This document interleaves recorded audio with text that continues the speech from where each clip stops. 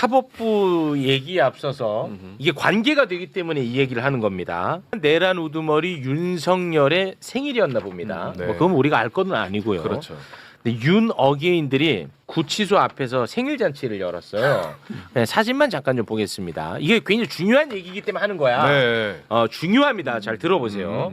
근데 윤석열은 옥중에서 성탄 메시지를 또 냈어요. 어차피 성탄 메시지는 다 헛소리긴 합니다. 근데 이거를 가십성으로 다 언론에선 다뤄. 근데 연결점이 있어요. 대단히 중요하다니까. 오. 네, 들어보세요. 네. 굉장히 심각하게 받아들여야 됩니다. 자, 윤석열은 지금 바보가 아니잖아, 윤석열은. 네. 그리고 인생이 지금 죽고 사는 문제잖아. 그래서 그렇죠. 윤석열의 행동을 가볍게 치부하면 안 돼. 이걸 다 우리가 관심을 가져야 돼. 왜냐? 윤석열이 구속 취소 신청할 때 우리 관심 안 가졌잖아. 미친놈인 줄 알고. 그렇죠. 별의별 걸 다 한다 그랬지. 미친놈 아니야. 다 자기 살기 위해서 다 포석을 까는 거거든요. 그렇기 때문에 관심 가져야 되는데 네. 윤석열은 지금 조희대, 지기현을 매우 믿고 있는 것 같아. 믿고 있습니다. 그래서 최근에 재판부에서도 얘기했잖아. 지기현 거 보고 내 거 해라. 그래. 백대현 판사가 16일에 선고한다고 하니까 깜짝 놀라가지고 맞아. 지기현 거 보고해라라고 난리쳤잖아. 맞아요. 지기현을 믿는 거야. 조희대를 믿고. 네. 그리고 또 여론 형성을 조성하기 위해서 청년들을 믿고 있어요. 윤어게인. 굉장히 믿고 있습니다. 청년. 그리고 또 믿는 거 아스팔트의 대장이 누구야? 전광훈이잖아. 그렇죠. 개신교 전광훈을 또 믿고 있습니다. 그런 것을 머리에 염두에 둔 다음에 성탄 메시지를 보면 전혀 달리 보일 겁니다. 자, 윤석열의 옥중 성탄 메시지 소개를 좀 부탁드립니다. 네. 예수님의 가르침은 제가 이거 들으면서요. 저는 명예훼손으로 고소한다고 생각해요. 예수님 명예훼손이야. 야, 그런 식으로 접근하지 마. 아무튼 이거는 기분 나쁘고. 봐봐. 아무튼. 예수님이 거론하잖아. 예수님의 가르침은 애국의 실천이요. 자유를 억압하는 폭정을 멈추게 하는 힘입니다. 맞지? 지금 예수님 종교적으로 가죠. 네. 다 이유가 있는 겁니다. 그다음 저희 부부에게는 자녀가 없습니다. 그래서 여러분이 제게는 자녀처럼 느껴집니다. 자식이 잘못되기를 바라는 부모가 어디 있겠습니까? 자녀에게 올바른 나라를 물려줘야 한다는 절박함이 제가 모든 것을 내어놓고 비상사태를 선포한 이유 중 하나입니다. 뒤에. 부정과 불의에 침묵하지 않는 청년 여러분이 이 시대 예수의 제자들입니다. 자, 침묵하지 말라. 이 선동이거든요. 네. 이게 다 이유가 있는 거야. 전광훈 그리고 윤어게인. 청년. 이거를 지금 선동을 쫙 깔아 놓는 거야. 그리고 조희대 믿고 있고 지기현 믿고 있는 거야. 그렇죠. 근데 우리가 얘네들이 믿고 있는 걸 사전에 다 차단을 해야 될 거 아니야. 네. 그렇지 않습니까? 그렇죠. 그런데 하필이면 윤석열이가 기대하는 것들이 차단이 안 되고 있어 지금. 최근에 보십시오. 전광훈. 검사님 또 나와 계시네. 검찰에 의해서 구속이 반려됐어요. 영장이. 그 반려라고 하는데 기각이죠. 네, 기각. 검찰이. 예, 검찰이. 검찰선에서. 검찰선에서 와. 전광훈을 또 막아줬단 김성훈 말이야. 기각하듯이 또 그렇게 한 겁니다. 그렇습니다. 그러니까 윤석열이가 기대하는 걸 잘라내야 되는데 이상하게 윤석열이가 기대하는 것마다 다 살아나고 있다고. 검찰에 의해서 전광훈 살아났죠. 네. 그리고 내란 세력들이 지기현을 다 좋아해. 이상민 장관 네. 얼마 전에 이진관 판사 앞에서는 선서를 안 했습니다. 증인 선서를. 맞아요. 그렇죠. 네. 그러면서 기싸움이 들어갔습니다. 근데 어제 지기현 재판에 또 증인으로 나왔거든. 이때는 선서를 했어요 어제는? 네, 그러니까 이런 걸 중요하게 봐야 된단 말이야. 생신 축하합니다. 생신 축하합니다. 사랑하는 윤석열 대통령님. 윤석열 전 대통령의 65번째 생일을 맞아 지지자들이 새벽부터 서울구치소 앞에 생일상을 차리고 노래를 부릅니다. 윤버지를 기다리겠다는 꽃바구니와 윤 전 대통령의 얼굴이 그려진 떡도 놓였습니다. 대통령이 명안이 담긴 떡을 아주 이쁘게 함께 초를 끄며 윤어게인을 외치고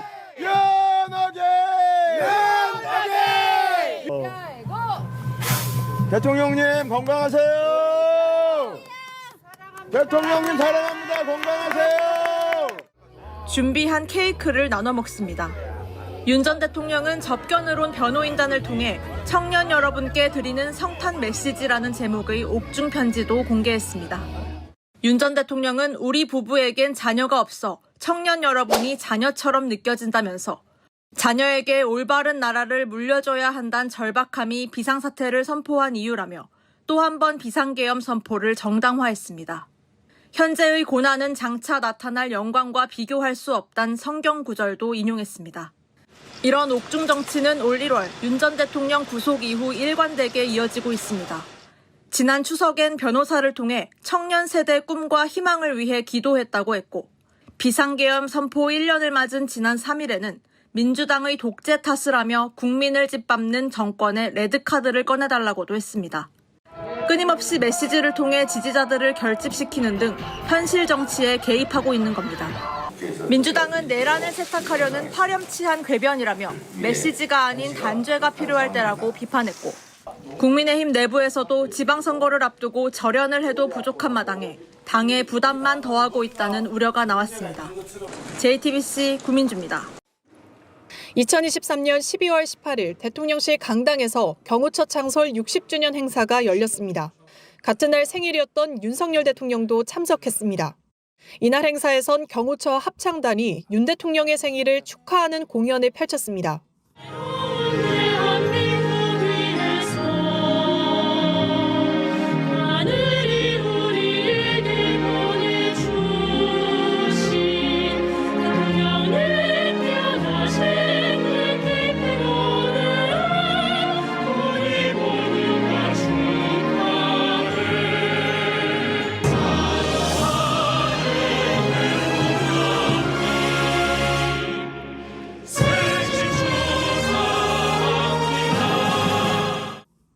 유명 뮤지컬 음악을 개사한 노래도 울려 퍼졌습니다. 84만 5,280분 귀한 시간들 오로지 국민만 생각한 당신 원곡 가사인 52만 5,600분을 84만 5,280분으로 바꿔 불렀습니다. 84만 5,280분은 윤 대통령이 취임한 2022년 5월 10일부터 행사 당일까지의 시간을 계산한 겁니다. 경호처는 해당 노래를 녹음하기 위해 일부 음악가들을 섭외했습니다. 음악가들에게 미리 주어진 악보에선 대통령, 대한민국 등의 민감한 단어는 비워뒀고 비밀유지 계약서 작성도 요구한 걸로 전해집니다.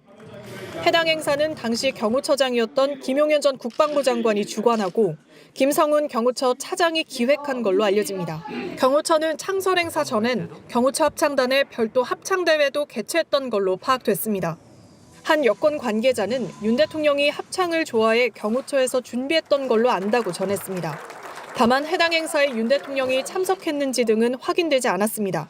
대통령 경호처는 해당 행사들에 대해 확인해 줄 수 없다는 입장입니다. 한편 생일 축하 노래 원곡자인 가수 권진원 씨는 자신의 노래가 사용된 데 대해 정말 당혹스럽다는 입장을 밝혔습니다. JTBC 강연입니다.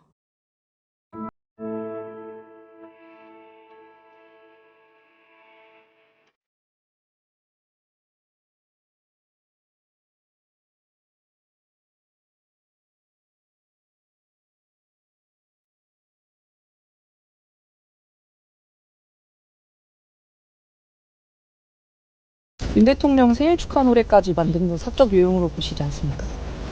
반대로 여러분들은 생일 친구들이 축하 파티나 생일 축하송 안 해주나요? 그거는 업무적인 걸 떠나서 사람이 살아가는 세상입니다.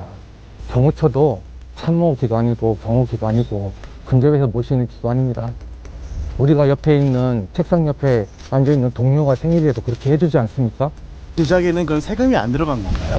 세금 들어간 적 없습니다. 이게 경호 업무와 어떤 연관이 있나요? 경호 업무 외적이라고 말씀드렸잖아요. 생일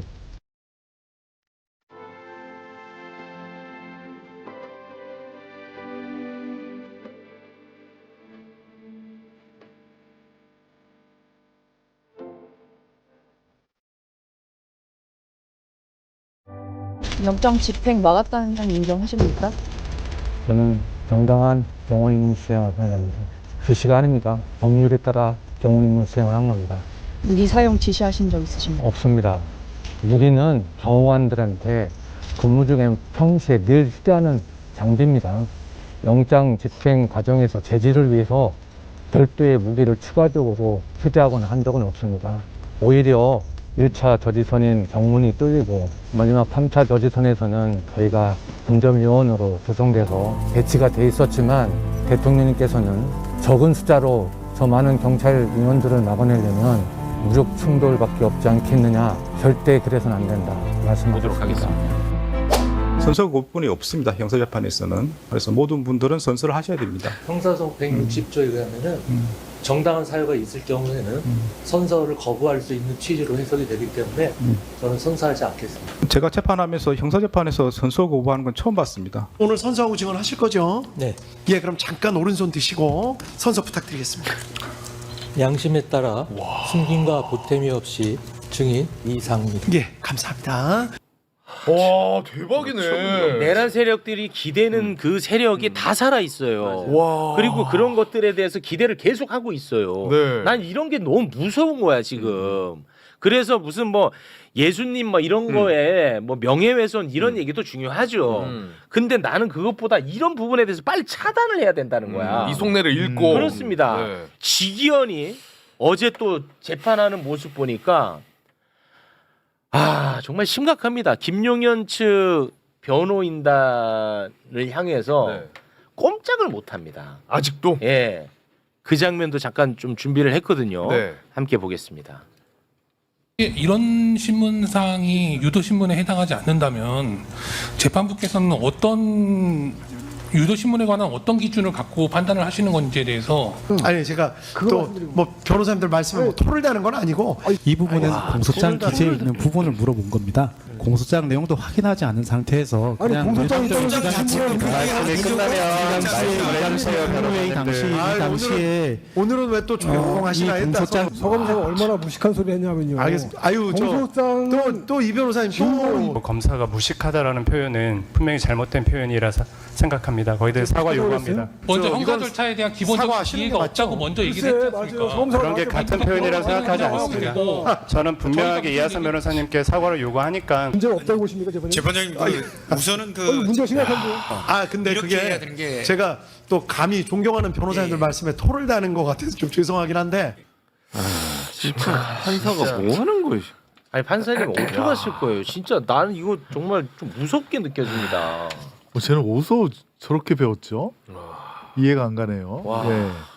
그 재판부는 자기의 법정이고 자기의 법정은 본인 스스로 그 권위를 세워야 되는데 세상에 저렇게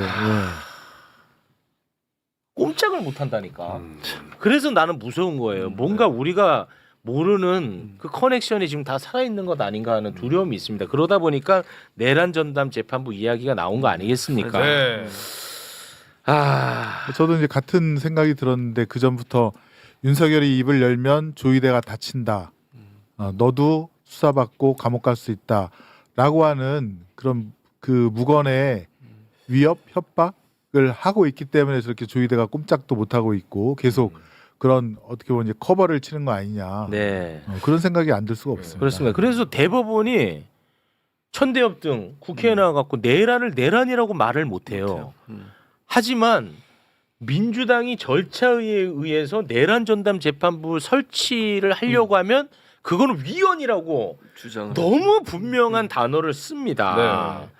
자, 그래서 국회에서는 위헌 시비를 완전히 제거시킨 내란 전담 재판부 설치법을 이제 본회의 통과시키려고 하고 있지 않습니까? 그렇죠. 그런데 천대엽이가 이마저도 위헌이라고 또 얘기를 했어.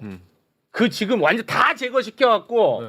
민주당 지지자들로부터도 욕먹고 있는 그 수정 법안 있지. 네. 그것도 위헌이라고 아주 명확하게 또 얘기를 합니다. 네. 함께 보겠습니다.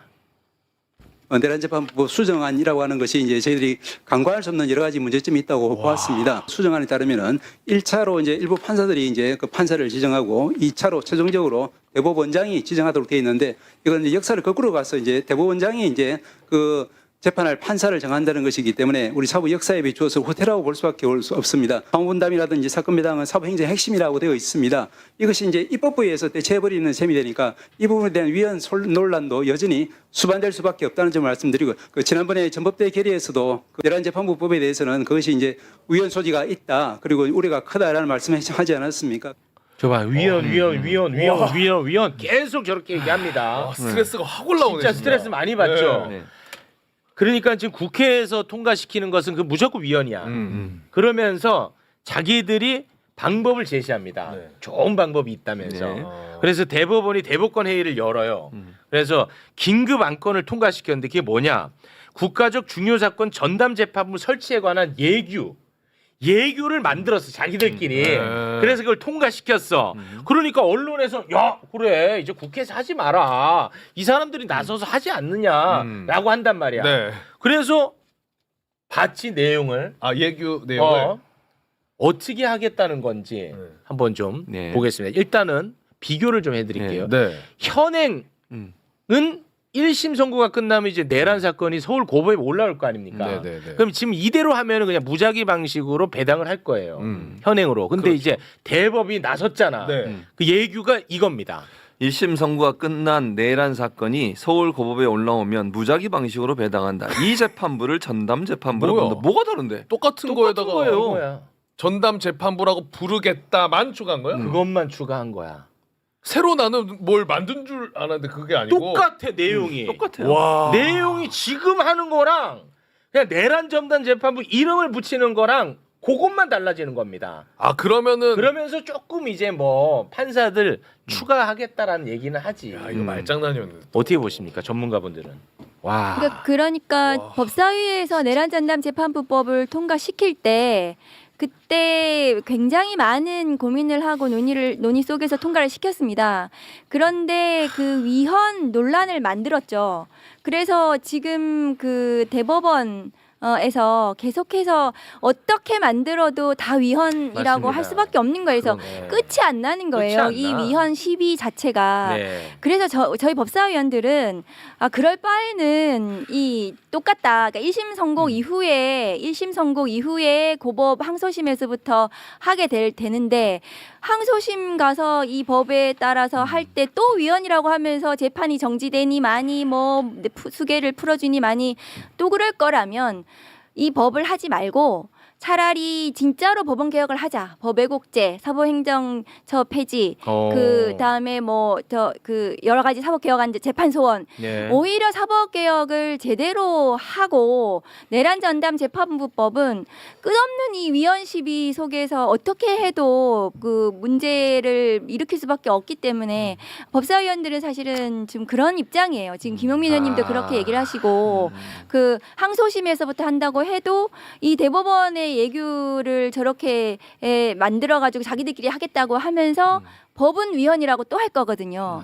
그런데 자기들이 예규를 저렇게 만들 수 있었으면 지기현에게 배당된 지 322일 만입니다.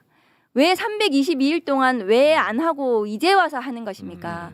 조희대를 어떻게 믿을 수가 있겠습니까?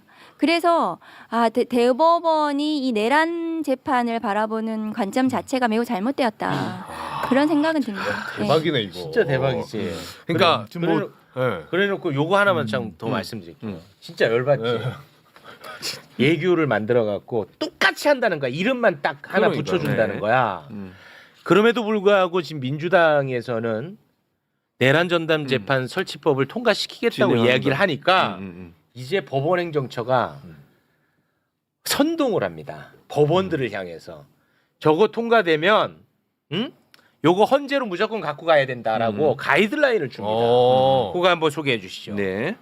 윤석열 등 그러니까 내란 전담재판부 설치법이 통과시키면 윤석열 등 당사자들이 위헌 법률 심판 제청을 신청할 가능성이 크다라고 협박을 하는 거죠. 법원행정처 관계자가 와, 나 진짜 너무 열받네 이거. 아니 어떻게 하실 거예요, 의원님? 사인을 주는 거죠. 네, 사인을 주는 거고 두 가지 점을 볼 수가 있는데 정말 조금 교활하다는 생각이 드는 게 원래 이제 이 방식대로 가면 그 서울 고등의 부패 쪽에 또 조희대의 말을 안 듣는 재판부가 있지 않겠습니까? 거기로 배당이 되면 이제 큰일 나는 거죠. 그러니까 이제 이 재판부를 늘려갖고 희석시켜서 그다음에 내란 재판 관련해서 2개 재판부를 또 늘리겠다는 거 아닙니까? 그렇습니다. 2-3개 모수를 더 늘려갖고 그러더라고요. 그쪽으로 안 가게끔 하는 전략이 하나가 있고요. 아니 그럼 예를 들어서 지금 2-3개를 더 늘리고 판사들을 추가 투입시킨다고 하는데 네. 그러면 그 추가 투입되는 판사들은 조의대 입김이 들어가는 판사예요? 그렇죠. 오. 서울 고등 그다음에 서울 고등 형사 수석부장이 다 또 법원행정처 출신이거나 조의대가 임명한 사람들이지 않습니까? 그 사람들에 의해서 그 재판사들이 그쪽으로 들어가는 거죠. 아 그래요? 저 그건 몰랐어요. 네. 그럼 13개 중에 이제 이게 14개까지가 되는데 16개가 되면서 확률을 말하는 높이는구나. 대로, 네, 그런 게 하나가 있고요. 와. 그다음에 두 번째는 사실은 이거는 변죽이다. 변죽을 올리는 거고 진짜는 영장 전담을 안 바꾸려는. 그거는 안 바꾼다. 네. 저희 이제 내란 전담 재판부 법에 의하면 영장 전담도 추천한 판사들의 추천에 의해서 그렇죠. 네, 임명한다는 그런 조항이 아마 들어갈 거로 보여지는데 네. 지금 조의대가 제일 무서워한 거는 영장 판사들 바뀌는 거. 그렇지. 자기네들 뜻대로 안 돼서 그렇지. 그 영장이 예컨대 법원행정처라든가 조의대에 대한 압수수색 영장을 발부하기 시작하면 그러면 골치 아파. 나오거든요. 그렇지. 뭐가. 그러면 조의대 입장에서는 전 양승태 대법원장이 생각이 나는 거예요. 그때도 검사들이 영장 청구한 거 계속 막았다가 국민 여론이 너무 안 좋아서 압수수색 영장을 터졌더니 그때 행정처 판사들이 양승태한테 보고한 거 임종원 법원 행정처 그때 차장이었죠. 차장한테 보고한 것이 나오면서 그때 난리가 났었거든요. 재판 거래가 막 나오고. 그럼 이게 뚫리기 시작하면 자기한테까지 온다. 그래서 5월 3일 날 우리 이재명 5월 후보님을 1일, 5월 3일 아닌가요? 아무튼 뭐 이렇게 그 저기 막 유죄 판결로 날려보낸 거랑 파기환송. 네, 파기환송한 거랑 12월 3일 날 계엄의 밤에 뭐를 했는지 그에 대한 압수수색 영장이 들어올 수 있다. 그래서 자기는 양승태 전 대법원장과 같은 나락의 길을 갈 수 있다라는 두려움 때문에 일단은 전선은 거기 있는데 실제 생각은 거기 있는데 이 앞에서부터 계속 막는 거예요. 근데 저는 이제 그나마도 화는 많이 나 있지만 그나마도 재판부를 2-3개 늘리고 판사들을 한 6명 정도 추가 투입한다고 하더라고. 네. 그래서 아유 씨 화는 나지만 네. 속도는 그래도 조금 빨라지기를 원하나 보다라고 생각했는데 그게 아니라 직위원 입맛에 맞는 사람들을 투입하기 위함일 조의대? 것이다. 네, 조의대. 예, 조의대 입맛. 그거는 2개월, 3개월 전서부터 준비가 되어 있었어요. 와. 그 그건 몰랐네. 법원 직원들도 마련하고 몰랐어. 속기사도 거기다가 이제 배정하려고 그 준비를 2-3개월 전부터 해왔던 거예요. 심각하네요. 그러면. 그러니까 저도 교활하다는 느낌이 든 게 앵커께서 그 말씀하시지 않았습니까? 네. 저는 그걸 미리미리 준비하고 있고 와. 그런 걸 생각하니까 진짜 저도 막 소름이 끼치네요. 그래놓고 언론에서는 자 이제 대법원이 한다잖아. 그러니까 내란 그렇게 전담 얘기하지. 재판부 한다잖아. 국회는 좀 가만히 있어. 그렇지. 지금 그렇게 가고 있습니다. 그렇게 가고 있어요. 그러니까 네. 물타기 하는 거지 한마디로 얘기하면 와. 대법원이 이렇게 나선 거 보면 내란 전담 재판부를 굳이 만들 필요가 있냐? 대법원이 하겠다는 이제 스탑해라 이런 거잖아요. 결국은. 맞아요. 그렇습니다.